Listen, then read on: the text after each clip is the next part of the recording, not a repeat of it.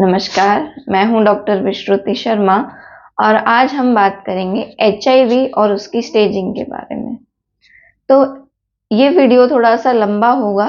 आपको अगर एचआईवी की स्टेजिंग के बारे में समझना है तो आप इस वीडियो को लास्ट तक देखिए और समझने की कोशिश कीजिए कि आपकी क्या स्टेजिंग है, आपके सिम्टम्स के ऊपर बेस होकर।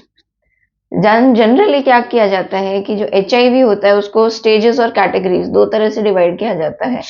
आज हम स्टेजेस के बारे में बात करेंगे। तो ब्रॉडली 4 स्टेजेस में एचआईवी को डिवाइड किया जाता है, फर्स्ट, सेकंड, थर्ड और फोर्थ। जो फर्स्ट स्टेज होती है वो एसिम्टोमेटिक यानी कि कोई लक्षण वाला नहीं होता। एक लक्षण अगर किसी में मिले तो मिल सकता है, जैसे कि लिम्फ एडिनोपैथी। लिम्फ ग्लैंड्स होती हैं हमारी बॉडी में, जो आपके हॉलो एरियाज होते हैं वहां पे होती है और पूरी बॉडी में होती है। ये मैंने सिर्फ ऊपर के हिस्से में बताया। ये क्या करती हैं, जब भी कोई बॉडी में इन्फेक्शन होता है, फीवर हो सकता है, कोई भी तरह का इन्फेक्शन आपकी बॉडी में अटैक करता है, तो ये लिम्फ ग्लैंड क्या करती हैं, एक्शन लेती हैं। इम्यून रिस्पॉन्स, जो आपकी रोग प्रतिरोधक क्षमता है, वो यहाँ से एग्जीक्यूट होती है, या ये मान लीजिए ये सेंटर्स होते हैं जहां से आपकी बॉडी जो है वो रोग प्रतिरोधन करती है।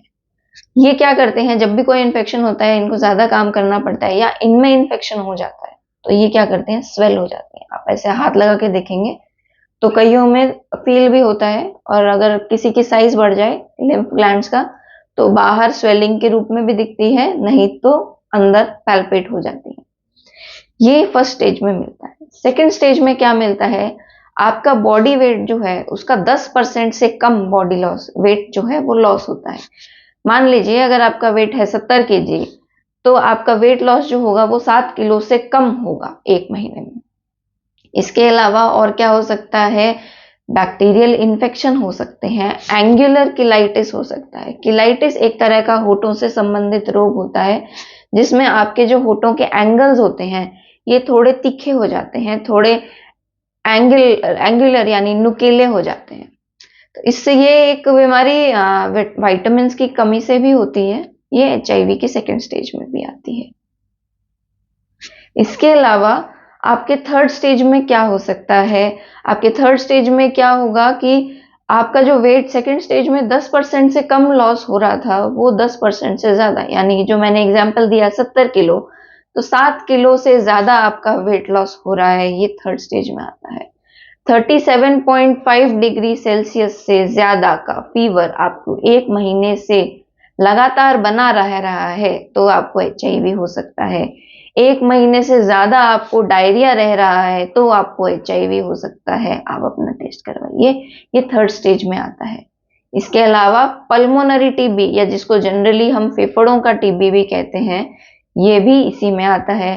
और मुंह में फंगल इन्फेक्शन हो जाना भी टीबी में टीबी में नहीं, एचआईवी की थर्ड स्टेज में आता है।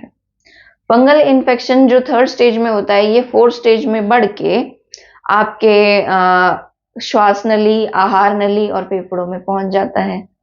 इसके अलावा आपकी इम्यूनिटी इतनी वीक हो जाती है कि ये रोग प्रतिरोधन में सक्षम नहीं हो पाती। आपका CD4 अगर 200 से कम आता है तो वैसे भी आपको एचआईवी की क्राइटेरिया में ले लिया जाता है। एचआईवी की क्राइटेरिया में आने के बाद में आपका एंटीवायरल ART थेरेपी जो भी होती है वो शुरू की जाती है। ये एलोपैथिक में आता है। आयुर्वेद में हम ऐसा नहीं करते हैं। ART से आपका जो वायरल लोड है वो तो कम किया जाता है, लेकिन आपकी जो इम्यूनिटी है वो बूस्ट नहीं होती, वो कम ही होती रहती है। हम बात कर लेते हैं और के फोर्थ स्टेज के सिम्टम्स के। तो जो आपका फंगल इन्फेक्शन है वो तो होता ही है। फेफड़ों के अलावा आपके और भी बॉडी पार्ट्स में टीबी हो सकती है। सेप्सिस हो सकता है, यानी आपके बॉडी के पार्ट्स जो हैं वो सड़ सड़ के गल गल के गिर सकते हैं। इसके अलावा एक कापोसी सार्कोमा करके बीमारी होती है, वो हो सकती है। नॉन हॉकिंग लिम्फोमा जैसी बीमारी आपको हो सकती है।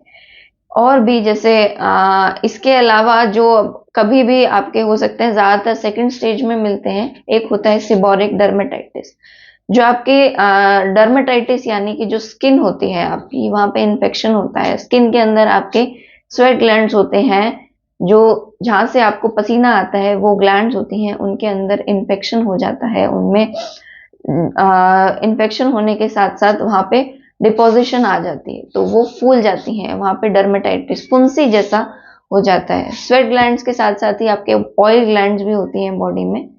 सीबम जो होता है वो ऑयल और जो स्वेट होता है उसका मिक्सचर होता है। बॉडी पार्ट्स, बॉडी से जो भी आपका स्वेट निकलता है वो वेस्ट होता है, तो वो अंदर ही जम जाता है, वहाँ पे आपके फुंसी जैसा जमा हो जाता है और फ्लेक्स, स्किन के जो फ्लेक्स होते हैं यानी जैसे पपड़ी जैसे उतरने लग जाता है। ये बालों में भी होता है ज्यादातर और ये पूरी बॉडी में भी होता है।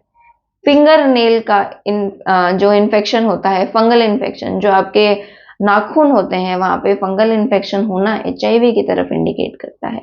तो अगर आपके साथ ऐसा कुछ है तो जरूर जाके अपना टेस्ट करवाइए। एचआईवी टेस्ट करवाने के लिए आपको क्या क्या टेस्ट करवाने चाहिए वो मैं बता देती हूँ एक बार फिर से। एलाइजा P24 एंटीजन टेस्ट होता है, एक बीटा 2 एंटीजन टेस्ट होता है।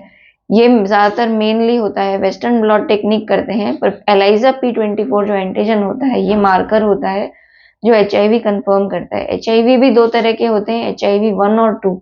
जो इंडिया में ज्यादातर प्रिवेलिंग है, ज्यादातर जो इंडिया में चलता है वो है एचआईवी 1, इसका इन्फेक्शन ही ज्यादा फैलता है। पर अगर आप फर्स्ट टाइम टेस्ट करवा रहे हैं तो एचआईवी 1 का टेस्ट करवाइए, एचआईवी 1 और 2 दोनों का करवाइए। और बाद में आपके viral load CD4, CD3, CD8 जो सेल्स होती हैं इनका टेस्ट करवाया जाता है। CD4 काउंट जो होता है, मैं बार बार कहती हूँ, ये बहुत इंपॉर्टेंट होता है आपके एचआईवी में, आपको ये दिखाने के लिए कि आपकी इम्यूनिटी कितनी अच्छी है। 200 से कम अगर CD4 चला जाता है, जैसे मैंने पहले बताया, तो ये आपको एचआईवी की क्राइटेरिया में ले आते हैं। 200 से 500 के बीच में आप कंपैरेटिवली सेफ हैं, पर एचआईवी की गिरफ्त में कभी भी आ सकते हैं। 500 से ज्यादा है तो आपको चिंता करने की जरूरत नहीं है। अगर आप एचआईवी पॉजिटिव हैं और आपका वायरल लोड 500 के आसपास घूम रहा है तो आपको जरूर से ट्रीटमेंट लेना चाहिए, नहीं तो ये आगे घट के वायरल लोड जैसे बढ़ेगा ये CD4 को घटा देगा, क्योंकि सेना कम है, वायरस की ज्यादा है, तो जो ज्यादा जिसकी सेना होती है वही जीतता है। ऐसा हमारे बॉडी में इन्फेक्शंस पे देखा जाता है। तो जब तक आप एक्शन नहीं लेंगे तब तक आप ठीक नहीं हो पाएंगे। अगर आपको ठीक होना है और इसके बारे में और जानकारी चाहिए तो आप अपने स्क्रीन पे दिए हुए नंबर पे कॉल या व्हाट्सएप करके हमसे जानकारी ले सकते हैं। अगर वीडियो से रिलेटेड कुछ पूछना है तो प्लीज वीडियो ही दोबारा देख लीजिए। आपको कोई और डाउट है या आपके पास आपने टेस्ट करवाई है, रिपोर्ट्स चाहिए, रिपोर्ट्स आपने टेस्ट करवा चुके हैं, रिपोर्ट्स को आपको दिखाना है, तो आप हमें व्हाट्सएप डायरेक्टली करके पूछ सकते हैं कि मैम हमने इतना टाइम हो गया एचआईवी पॉजिटिव हैं और हमें आपसे ट्रीटमेंट लेना है, हम चाहते हैं ठीक होना, तो अपने रिपोर्ट्स डायरेक्टली व्हाट्सएप कीजिए और फिर हमसे कंसल्ट कीजिए। इससे क्या होगा, आपका टाइम बचेगा और हमारा भी, तो ज्यादा इजी रहता है आपसे कम्युनिकेट करने में। आप स्वस्थ रहें यही कामना है। इसी के साथ में आज का ये वीडियो समाप्त करते हैं। धन्यवाद। आपका दिन शुभ हो।